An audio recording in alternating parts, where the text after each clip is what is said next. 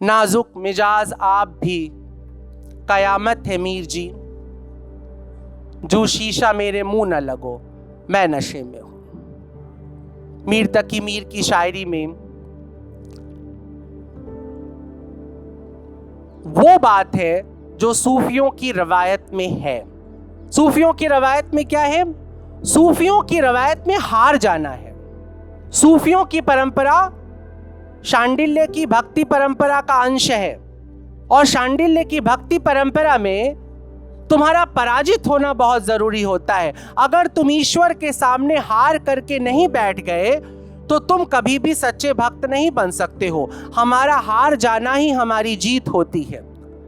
जो खुदा के सामने हार जाता है वो कायनात से जीत जाता है। जो खुदा के सामने जीतने की कोशिश करता है, दुनिया उसे रौंद देती है, खत्म कर देती है। क्या वो नमरूद की खुदाई थी? बंदगी में मेरा भला न हुआ।